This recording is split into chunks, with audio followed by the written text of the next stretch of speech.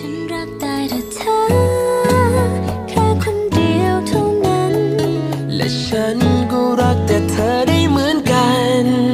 ต่างเพียงในอะไรมากมายร้อยพันในวันนี้มันไม่ใช่เรื่องสำคัญเท่าเรื่องหนึ่งที่สองเรารู้สึกตรงกันคือฉันอยากใช้ชีวิตร่วมกับเธอจากวันนี้คงมีอะไรร้อยพันพิสูจน์ความรักที่เราจะเดินร่วมทางขอเพียงเธอนั้นยังอยู่ประคองกันข้างๆและอย่า